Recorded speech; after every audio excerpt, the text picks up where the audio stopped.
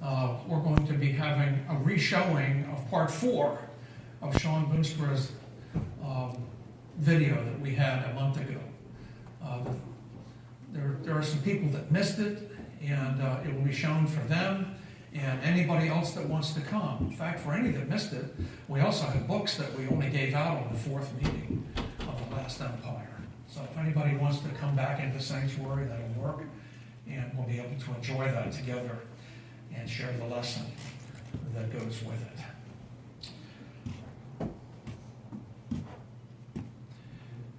What do Seventh-day Adventists have in their distinctive truth? Do we argue and fuss simply over a day? Is that all it is? What difference in the end does it make? Over the last several months, I've been sharing with you a series with the holidays coming in between and different events taking place in the church here. It's taken a long time to be able to work our way through it. Today is our final message, last day's Sabbath. But we're not just Sabbath keepers, are we? Mm-hmm.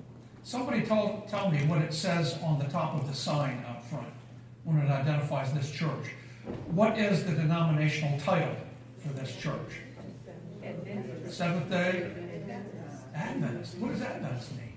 Waiting for the second coming. You know, those two beliefs are linked very closely because the relevance of the one is because of the other.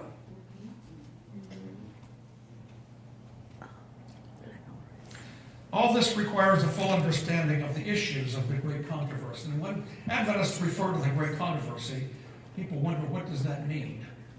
Is it the name of a book? It's the name of a book. It's also the name of a series of books based on the same theme. But what is the great controversy? What underlies this theme that ties all of history together? All of sacred history is related in this. What is the controversy? It is it not? It involves worship. And we're going to get into that. Now, I'm going to give you a couple of Bible texts that are two of the few places in the Bible that give us a clue into what is mentioned in Revelation 12 when it says that there was war in heaven. That sounds contradictory, doesn't it? When you think of heaven, do you think of a place of peace, a place of joy? It was a place of heartache at one time, and it was a place of conflict. And we're going to take a look today at the mystery of iniquity. You know, there's two mysteries. There's the mystery of iniquity and the mystery of righteousness. They can't be fully explained.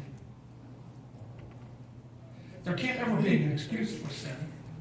And yet sin arose out of perfect peace, perfect love. It came along. How did that happen? That's a part of what we're getting at in this last message on the Sabbath in the last days. Turn with me to Ezekiel 28. And we'll begin in verse 14. I may just reference a couple of texts here in this chapter. Ezekiel 28, verse 14.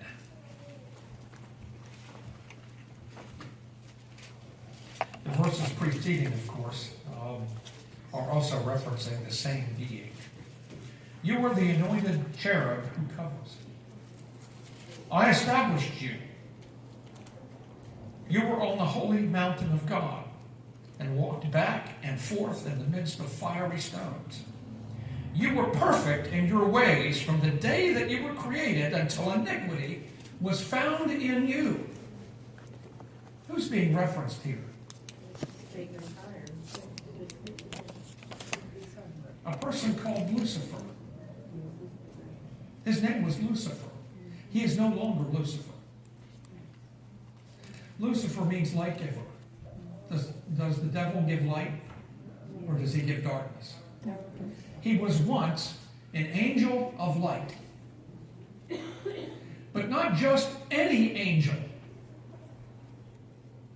He was the highest being that was ever created. He was a special type of creation. It says here he was a cherub. What is a cherub? Cherub is an angel. He was a special kind of angel. And it says here, he was in the holy mountain of God. And he walked back and forth in the midst of fiery stones that surround the throne of God. Now, I don't understand all that, but it's something that is described as true. And that he was perfect in his ways from the day that he was created.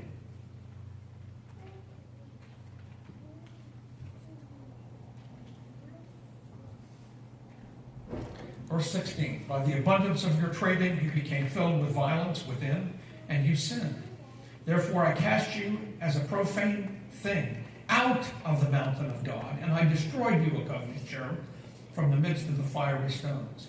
For your heart was lifted up because of your beauty, and you corrupted your wisdom for the sake of your own splendor. Therefore I cast you to the ground, and I laid you before kings, that they might gaze upon you. Now, it's interesting. We can go back to the verses preceding 14, and we can see some of the description of what his beauty was like. You were in Eden, the garden of God. Every precious stone was your covering. The sardis, the topaz, the diamond, the beryl, the onyx, the jasper, sapphire, turquoise, and emerald, and gold. Wow. That's a lot of splendor. That's a lot of glory, isn't it? Those are beautiful, precious stones that are all mentioned. The workmanship of your timbrels and pipes were prepared for you on the day you were created. Now it says that he was the anointed cherub that covereth. As I understand it, the Trinity exists, and of course on the holy mountain of God that's describing where they exist. And their brightness is so great that no created being can approach it. The Bible says that our God is a consuming fire. But there was one who could. There is one who could go and come from the immediate presence of God without harm. And he was created different than the other angels. God poured out everything that he had into him in beauty and love. We don't know how many centuries or millennia, because time is an experience of planet Earth. But they existed together, and he had special responsibilities. And that's why he was called the light bearer. Now, does anybody remember a story that happened in the Old Testament when Moses went and spent 40 days on Mount Sinai with God? We know that he went up and he received the law twice. He had to go up the second time because he broke the commandments in horror at the evil that he saw the children of Israel perpetrating. Right there at the foot of God's holy mountain. And so God made another set of 10 commandments that he gave him, that he took and put in the ark. What did they ask Moses to do? Because he was frightening in his visage. Yeah, they asked him to put a veil over his face. Because God had been in the presence of God, although shielded from God's glory through the clouds. But even then, after being up there for 40 days, his face had absorbed and was now giving off light. Bright light. Of a fashion that was frightening to sinful people. Lucifer was like that all the time. He was constantly going in and out of God's presence, carrying messages, giving instructions to the other angel. He was the chief angel of heaven. He was very special. He was very beautiful. And he was perfect from his creation. Now, has anybody ever heard of a slang that's often used for people that have strong and beautiful voices? They'll refer to a person's pipes somehow. Perhaps you've heard that. In the plural, by the way, here. And it's believed that Lucifer could sing a 4-part harmony all by himself. So it wasn't just his appearance. It wasn't just the access that he had. His talents were many-faceted. He was probably the most talented created being. And I don't know, I suppose God created him that way in order to have a special connection with his creation. Because God, of course, is the most talented. And God takes, what attitude does a parent have for a child that excels? Bro. Your son or your daughter's on the dean's list all the time. They end up graduating summa cum laude, which is like straight A's in everything. You don't get any higher than that when you're in college or graduate school.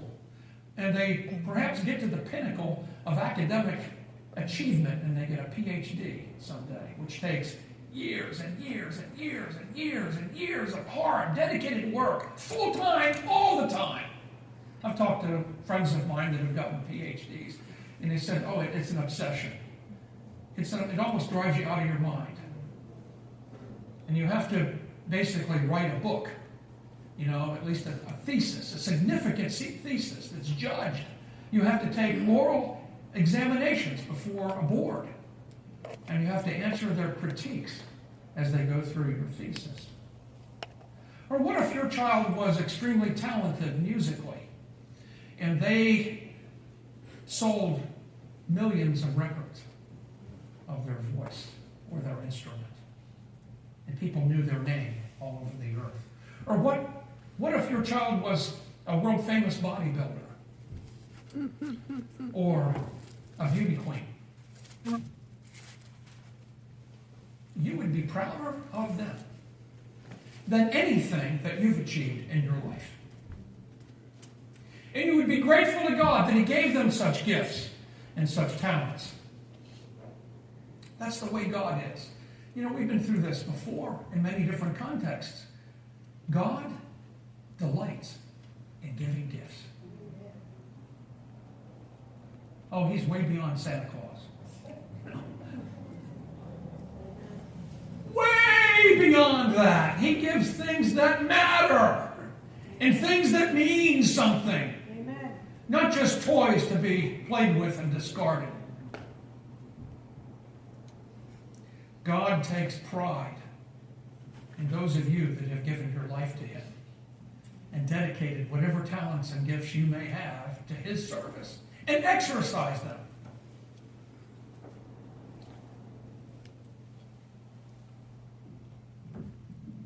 But then something awful is said in here. I think it's in verse 16, is it not? No, it's 15. Until iniquity was found in you. And verse 17 tells us of what it amounted to.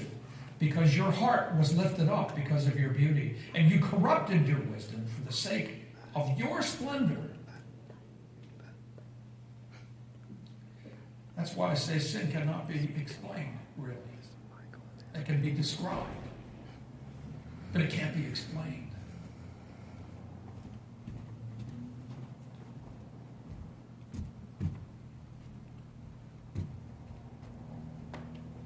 Now I'd like you to turn to another passage of Scripture.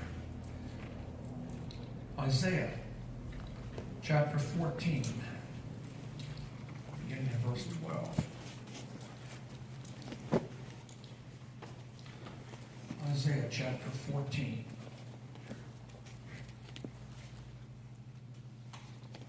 Verse 12. How are fallen from heaven, O Lucifer, son of the morning? How are you cut down to the ground, you who weaken the nations?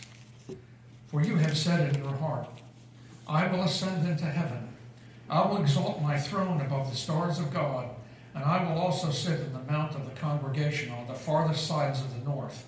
We could get into this, what the north represents. It has a certain significant meaning in prophecy. I will ascend above the heights of the clouds, and what does it say? He wanted to be God. He wanted to be God. He absorbed this light. He gave off this light. There was never a time when light wasn't coming forth from him, and he began to think, why am I not what they are? Father, Son, and Holy Spirit. Especially the Son. There seems to be a special animosity between Lucifer and the person that we know as Jesus in his pre-incarnate form.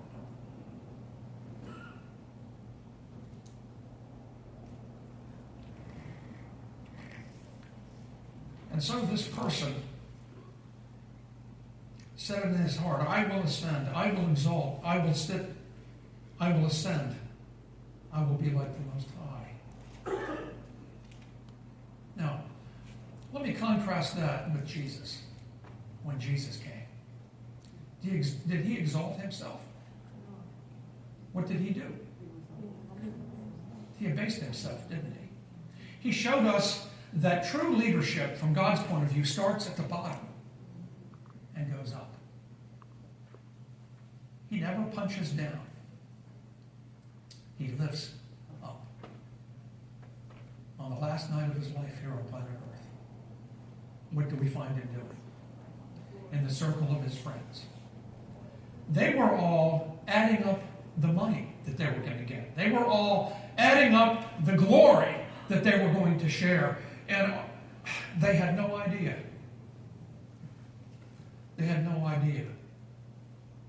James and John fighting over who was going to sit on his right hand and who on his left.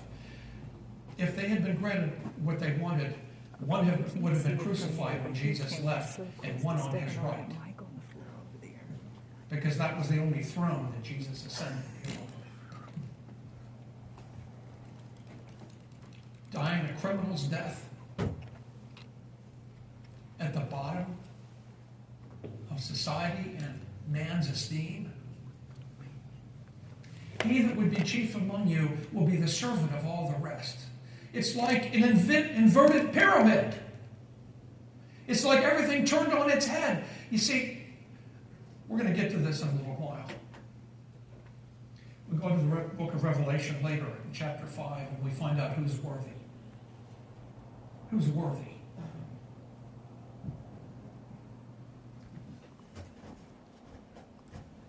Because you see, in the end, in the experience of life on earth,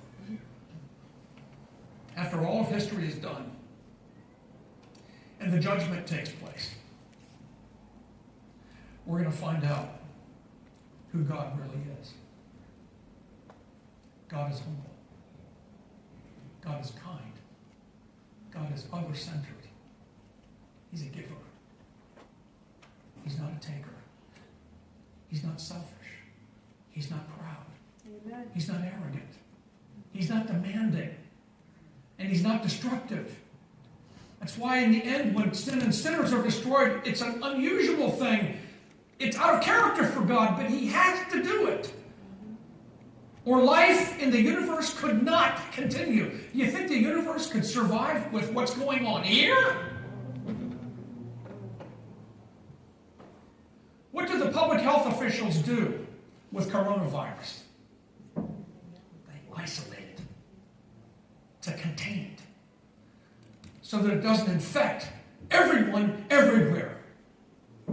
And that's what God has done with sin. Sin is only here. I'm always amused by these science fiction movies. You know, Star Wars and Star Trek and all this stuff. That's all fiction. The evil isn't out there. The evil's right here in the hearts of men and women. Amen. And it's only here. This is the battleground of the universe. This is where the great struggle is taking place between the issues of eternity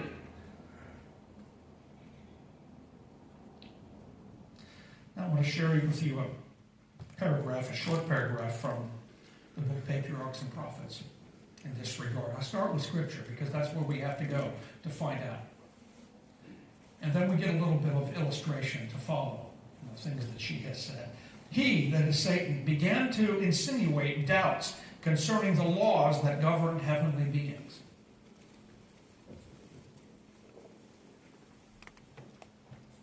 Intimating that through laws, though laws might be necessary for some inhabitants,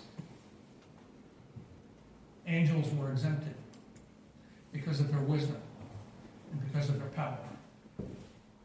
They didn't need to live their lives in reference to any requirement that God might have, because, as it says here, they being more exalted need no such restraint, for their wisdom was a sufficient guide. Now let me ask you an obvious question. How has that worked out? The perfect example of this, and something I want to preach through the book of Judges, is the oddest book in all of the Bible. Ecclesiastes is kind of strange, Everything is vanity, chasing the wind. That might be something else that we could get into. In fact, I bought a book one time called Christ in Ecclesiastes. I haven't read it yet, but I can't wait because I haven't seen Jesus in Ecclesiastes. So we'll have to go there another time. But the theme of the book of Judges is, and every man did what was right in his own eyes. And you find a lot of bizarre, strange kind of things happening in that book. Isn't that a moniker for the world itself? Amen. And the cultures of mankind? Satan's philosophy, and we call him Satan, which means the adversary. He is no longer Lucifer, the light giver. He's the adversary, or the enemy, if you will. Satan's philosophy is clear. Intelligent beings can order their lives without reference to any exterior standard. We don't need the law of God. We create our own law. I'm not impressed with how that's worked out in history. I'm not impressed with how it's worked out in my own life, because we all start off that way, don't we? When we break away from mom and dad, it was like my father said. He grew up in a pastor's home, and he said, the thing that I promised myself as soon as I joined the Navy, I was going to break every one of the 10 Commandments as often as I could.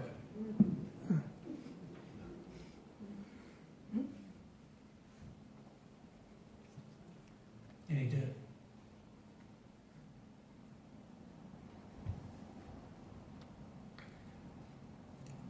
Let's take a look at creation.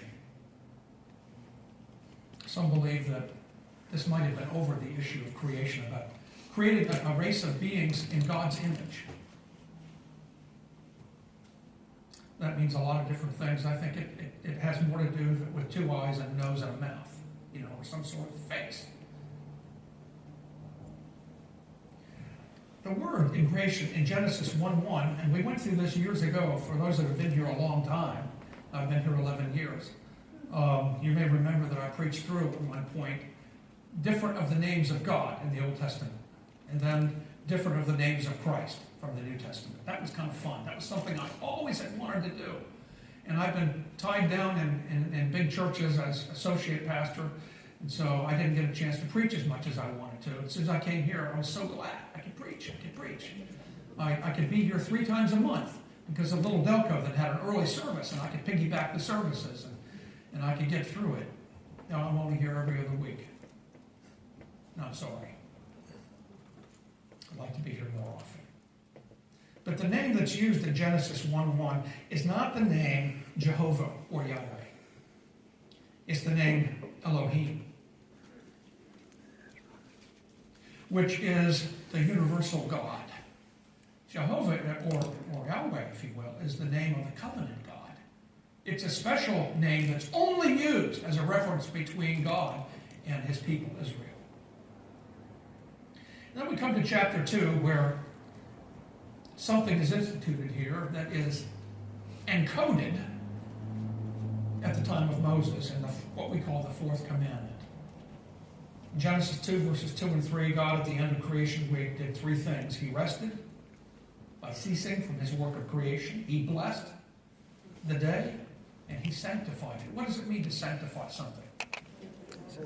It means to take something ordinary and make it extraordinary. Something every day and something special. To be holy or to be sanctified means to be set apart and be different. He had already made mankind in chapter 1, verse 27. And the meaning is that the Sabbath reminds the creature of his chief characteristic. Now let me back up just a bit. What could the image of God mean other than visual or physical? Character. There's that. Something that occurred to me some time ago. I'm getting off the reservation here a little bit and reject this if you don't find it to be true, because it's just my opinion. I don't know. But I kind of suspect, based upon things that I've read from different sources, that this may be the only world in the universe in which we have the power of procreation.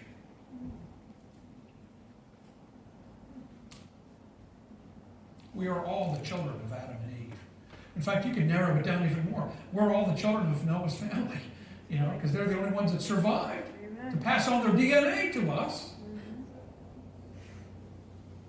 It's quite a thing, isn't it? He commanded the man and the woman to be fruitful and multiply and replenish the earth. And people haven't had to be really forced to do that ever since, have they? Of course, today they're trying to find out a way of extracting the pleasure without the responsibility. People don't want families anymore. They want to be free. They don't even want to get married anymore. They just want to have sex. Sex as recreation. I'm reading a book right now. I haven't been able to get too far into it. Maybe I'll share some of it with you. But it has to do with the effect of sexual excess and those sort of things with the brain chemistry. It changes our brain. Sexuality was created, among other things, not just to distinguish the two types of human beings that God made, but also it was intended to be a bonding thing. You can't bond with 10, 15, 20, 30, 40, 50 women. I think, who was it, Wilt Chamberlain, who said that he had relations with over 3,000 women that he could even remember.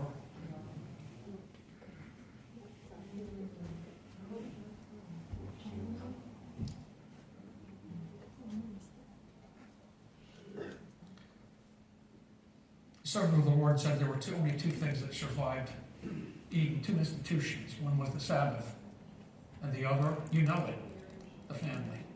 Exactly. What kind of environment are children growing up in today?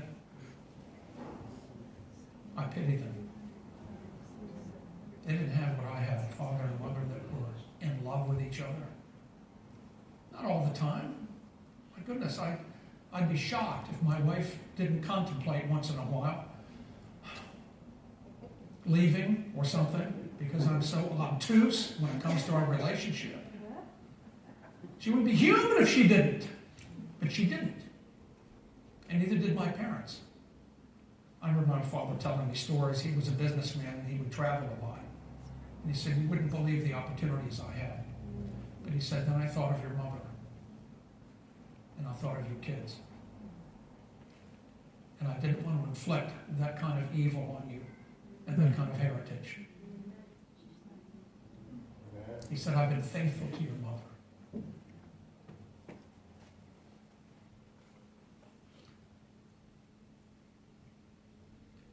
The Sabbath reminds the creature of his chief characteristic. Now, this may not be what you're expecting. Maybe you don't know what it is. But our chief characteristic is our dependence upon the life giver. Amen. Now, that being the case, most people are lost in a lot of different senses today, aren't they? Because they don't believe that. They think they're doing just fine, especially men.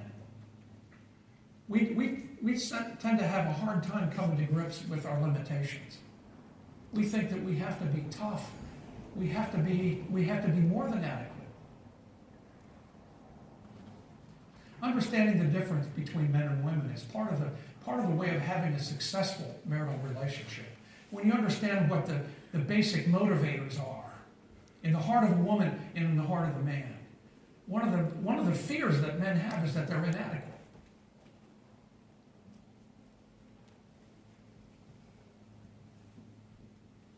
If they don't have that, they'll probably commit suicide eventually. They won't be able to live with their infamy. The Sabbath reminds the creature of his chief characteristics, dependence on the life giver. Do you realize how fragile you are? Life hangs by a thread. That's right. That's right. There are people falling every day from coronavirus, for instance, and we're all maybe panicked over that. This is why the government officials are on television all the time talking to us. They're trying to calm us down. A lot more people die from flu every year than will ever die from coronavirus here. That's true. And yet, it scares us to think that there's something that's communicative here, that there is no cure for at the present time. Your immune system is your cure. Amen. And they can boost your immune system somehow in a secondary sense to be able to survive this. But it's frightening and people are scared. By the way, it's a sign of the times, folks. When you look at when Jesus predicted what it was like before his coming, he talked about earthquakes. He talked about wars and rumors of wars. And he also talked about something called pestilence, which is what that is. We know that there are diseases that are developing today that are resistant to all known antibiotics. At that point, there's only two things that you can do. You can live a healthy life, take care of your immune system, or you can get some help, some special help from your body's own immune system with the white blood cells and so forth. There are ways of localizing where the infection is that almost has become a lost art. When I was at Andrews, I took a class in diet and physical therapy. It was an optional class. It was from the university. You could take a certain number of hours towards your graduation with a Master of Divinity by taking this class and the other class in the graduate school. And that's what it was. And I took a class from Dr. Marsh. You may recognize the name. She was a well-known nutritionist. She had a PhD in nutrition and health. And we had to write a paper for it and do a number of different research projects. And it was interesting. One of them had to do with physical therapy. And we actually learned how to do physical therapy with people. I'm talking about hot and cold. Because you can boost 100-fold a person's white blood cells by applying heat and cold to certain parts of your body. Very interesting stuff. It's going to come back, folks. It's a lost art today. It's almost never done in Adventist hospitals anymore. But one day it will, very soon. And worship is part of our characteristic of dependence on the life giver. Worship is made primary for those who are made in God's image. How do you worship? Well, worship is an interesting word. It means worth. It means magnifying the worth of someone. We do that when people are honored by the president and are given the Medal of Freedom or the Medal of Honor or something like that. One thing that you can do to make God happy is to worship him as he asks. I commend you. You're here. Today.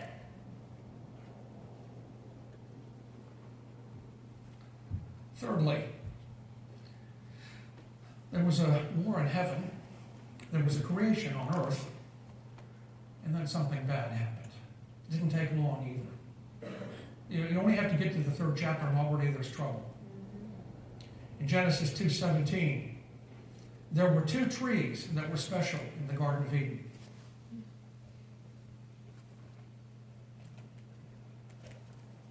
One still exists.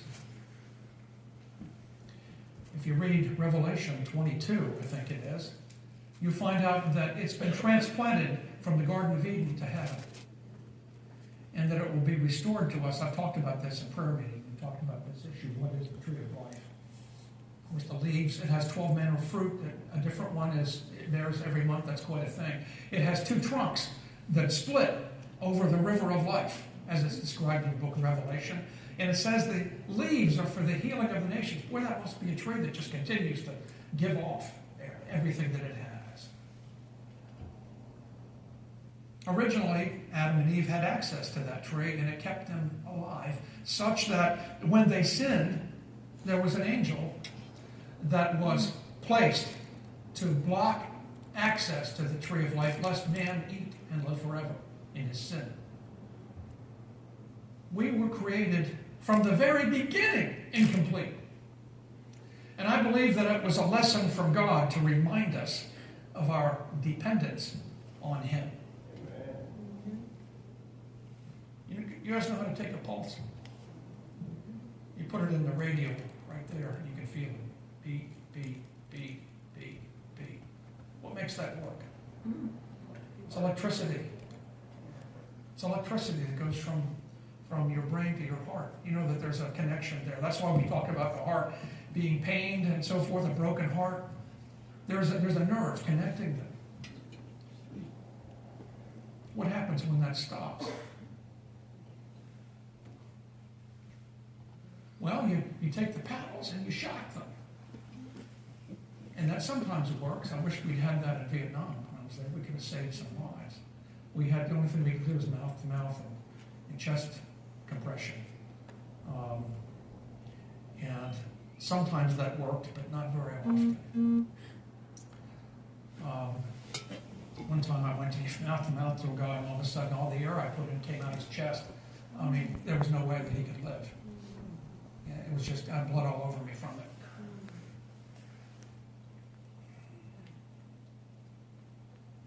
There was another tree that they were not to eat from. You know, I like to think that when they finally did eat from it, because you know that they did, it wasn't even as good as what God gave them. Sometimes it's only in the excitement of anticipating sin that we really get a charge out of it. And then from then on, it's downhill. We think that by exercising our desires and our urges and our biological fascination with certain things, that it gets better. It doesn't.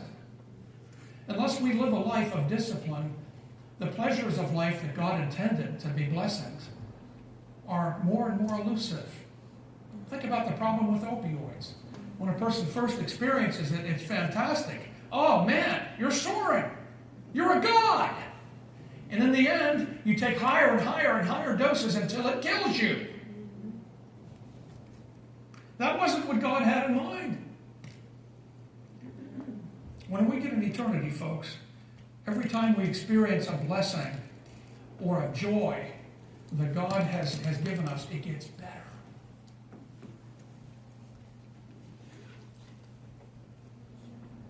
It was poison. Why did God put that tree there?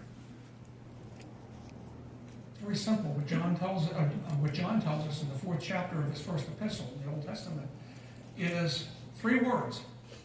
Anybody know what that is? Especially those that come to prayer meeting, because we discussed this.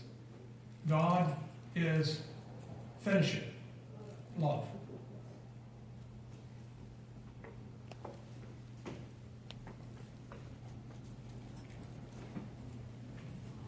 Before I met Brenda, I was dating another girl from Maryland. And we were getting close to commitment time. But But she had another boyfriend that she conceived for, and she was wanting to go along with our relationship. But she already had an appointment to go see him in Minnesota, I think it was, where he lived. And she was thinking she shouldn't go, and I was thinking, no, you should go. You should go. You should find out. You should find out for yourself. And she went, and I visited her later at Southern where she was going to school, and she broke my heart. And she ended up getting reconnected with him.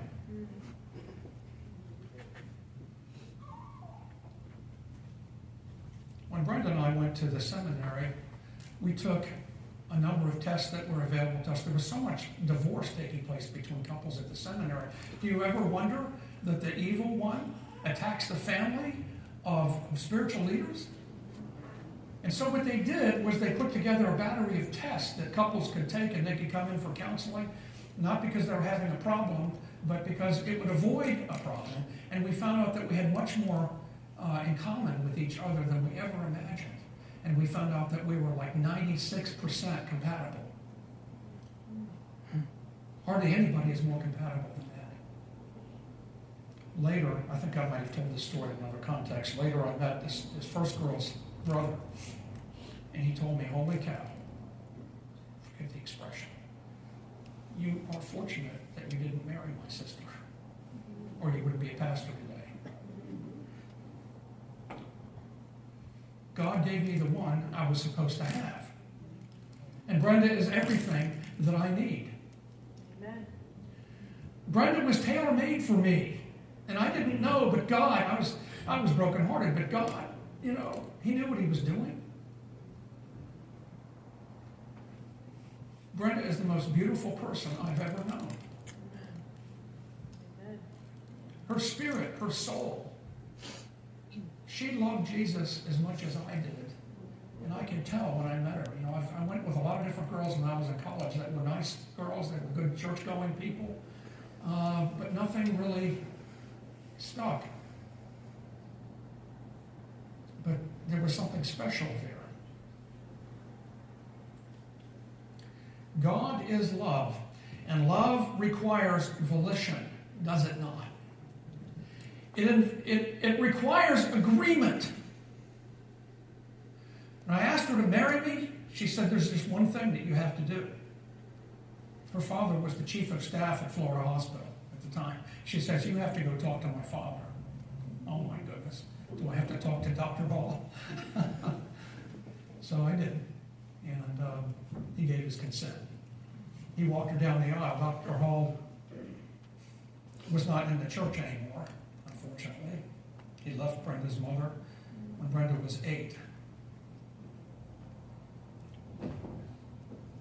Love requires a choice. So God had to give them a choice. And it turned out tragic, didn't it? Well, I've got to move along. They were free to eat of that tree, but God asked them not to. He warned them that there would be a poison pill, if you will.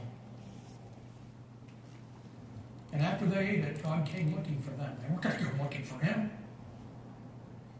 How did God find you? I don't know about you, but I got to a certain point in my life when I left home, when I was in the service, that I just wasn't interested. I never stopped tithing, It's something about Adventists. Isn't it interesting?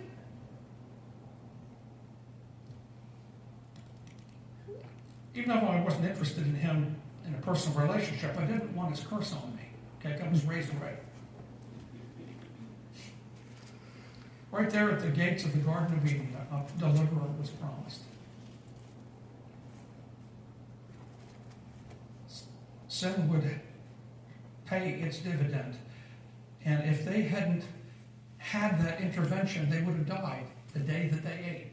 But God had anticipated this.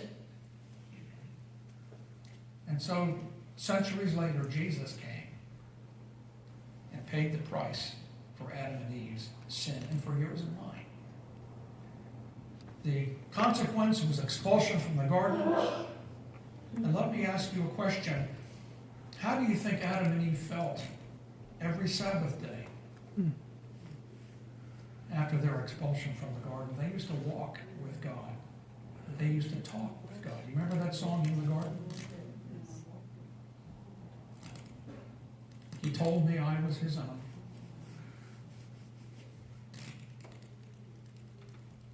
And the joys that we shared, none other has known.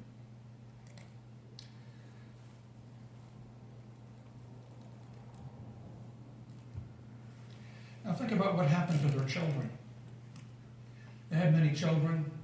I don't know how long Eve's fertile years were. She lived about 900 years, like her husband.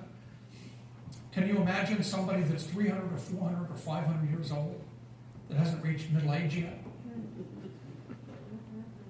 I mean, they had a lot of kids, but there's only two that are really referenced here. Actually, three, because Seth came along later. There was Cain and there was Abel. And what happened between them? It said that God had no respect for Cain's offering because there was no blood. He brought cabbages and carrots and so forth. And God didn't ask for that, did he? And his brother offered a lamb because he was a shepherd. And Hebrews 9:22 tells us, without the shedding of blood, there is no remission. And so Cain killed his brother. And he was exiled by God. And he was told that though he was a farmer, he would never be able to grow anything again. Ever. The earth would not yield to him. And so Adam and Eve had no sons. The whole family was wiped out. And they had to start over again. The first conflict recorded in the Bible is about worship. And the last conflict in the Bible is over worship. In Revelation 13, 4-7, worship the beast or worship the Lamb.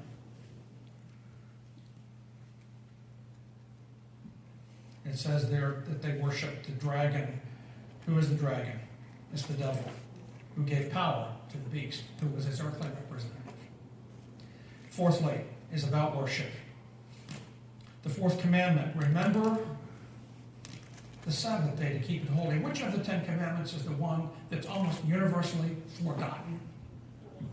In fact, I have a book at home. It's called The Forgotten Day. Very interesting book.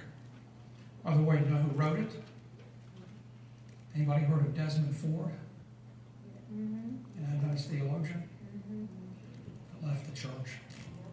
He wrote it. In fact, I got some of my material from him. What he said when he wrote that book was just fine. Remember the Sabbath day to keep it holy, for the seventh day is the Sabbath of Adam and Eve. Is that what it says? Of the Lord. In 6 days the Lord made,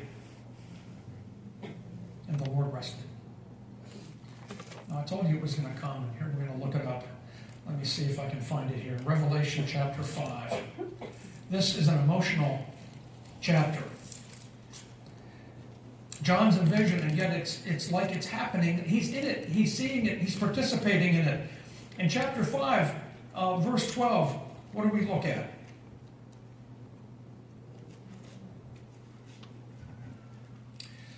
Previous verses, it talks about the fact that he was weeping because there was no one that was found worthy to open the scrolls of the book. In verse 9, let's see. And they sang, it's talking about the 24 elders in heaven. Someday maybe I can talk about who I think the 24 elders are.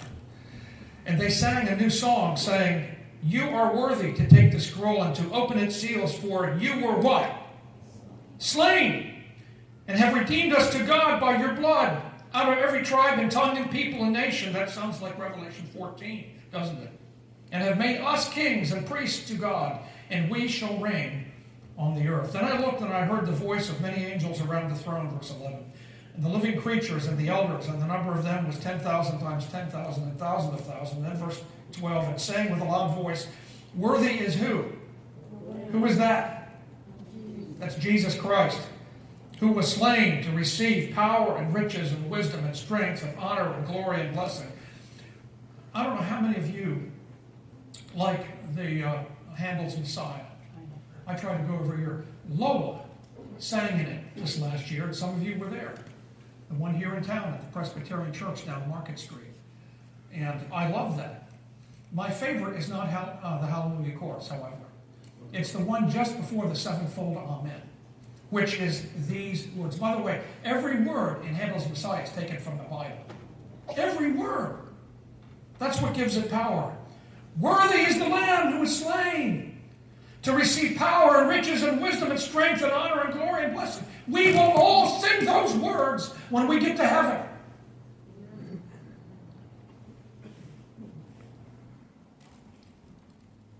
Seven times in the New Testament, it tells that Christ was the creator of Genesis 1. Does God ever get tired? No. In Isaiah 40:28, it says that he never wearies. And so what was his rest all about? His rest was for his creation. Time, not space, is hallowed. There's not some place up here on the platform that's more holy. It isn't the baptistry, it isn't the cross above it. It isn't anything here on the altar. When we have communion, which we're going to do in 2 weeks, that altar will be right here, and we will have the emblems here that we will share and that we will pass out. And we will celebrate the communion service. But it is not holy. What's put on it is only holy as we partake it. Because when we take it in, we're told that the Holy Spirit comes with it.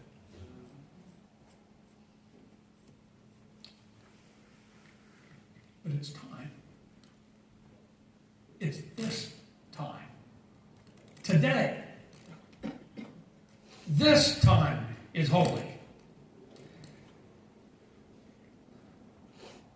Here's the truth of it. The crucial test of obedience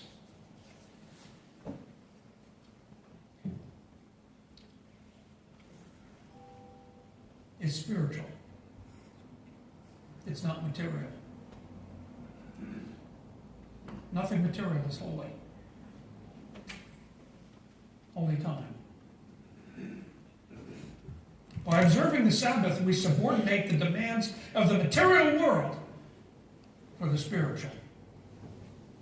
Preoccupation with the material prevented God's people from entering God's rest, according to Hebrews 3 and 4. Rest begins the moment that we believe in Jesus.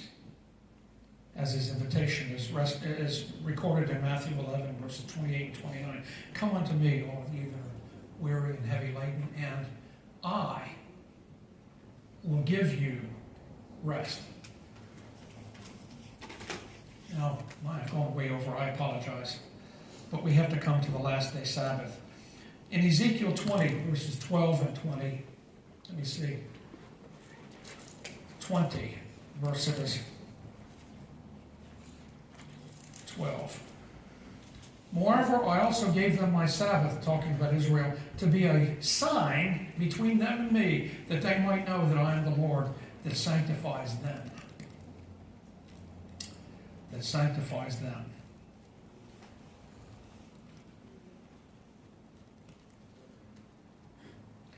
The Bible opens with the 7-day creation, the 6th plus the rest. And the weeks have been 7 days ever since.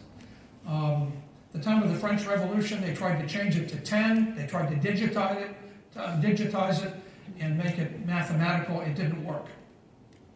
It didn't work. And so with all the experiments of the world in the Far East and in Europe, it's all come back to the 7-day cycle. And there's only one place that it comes from, right here in this book. There's no other explanation in history or science that can explain it. The Bible opens with 7 days, and the Bible closes with about 50 mentions of the new creation that's coming. The last conflict, like the first, is over worship. And the Sabbath is a seal. It's a sign. It contains three things. The name of authority, the Lord thy God. The title, Creator. And the domain, heaven and earth. It's opposed by an imitation. That's why you get 666 in there, Revelation 13. 6 is a number of incompletion. 7 is a number of completion. Why is the Sabbath important? Because it's an identity of God's last day people, according to Revelation 12:17 and 14:7.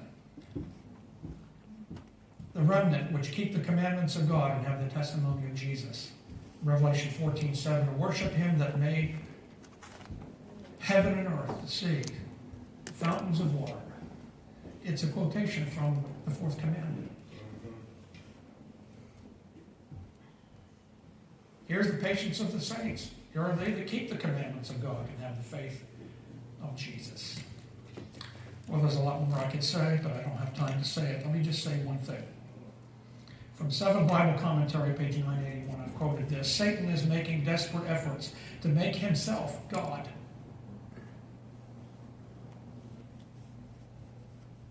To speak and act like God. To appear as one who has a right to control the consciences of men. He strives with all of his power to place a human institution in the position of God's holy rest day. The first day of the week has not one particle of sanctity in it. Those who desire to have the seal of God in their foreheads must keep the Sabbath of the fourth commandment. Now I have a short story, and then I'm done.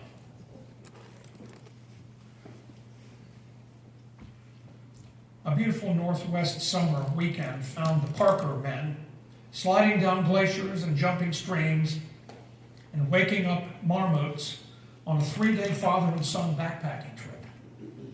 It was a high time in the high country of Mount Rainier National Park. We had lingered on the mountain and it was all to good.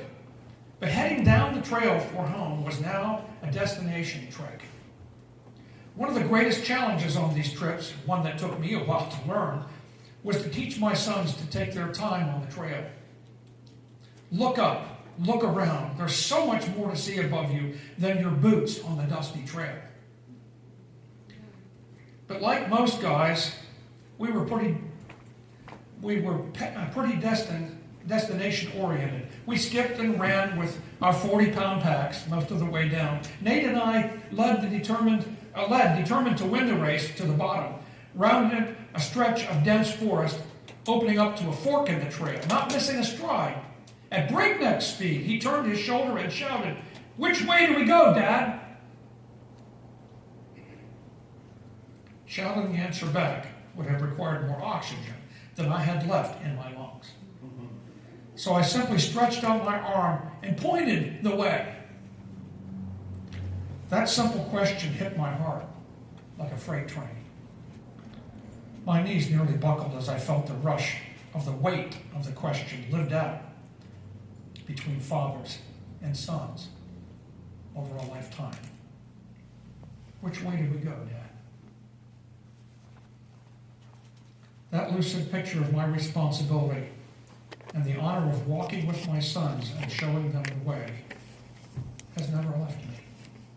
Like the father on the trip to the mountains, God is calling to us not to miss the sights and the sounds and the majesty of his nature.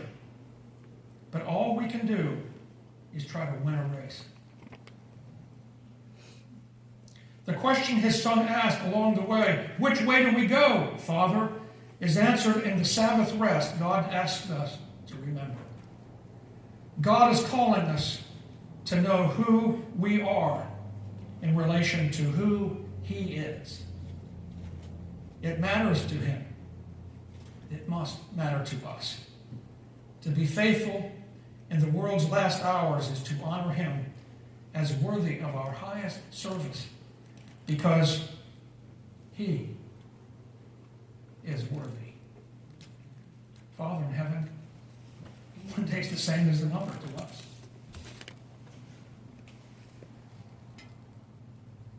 But it's not to you.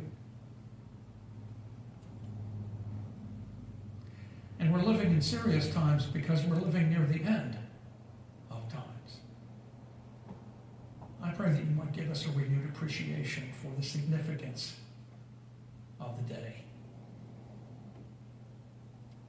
Because you are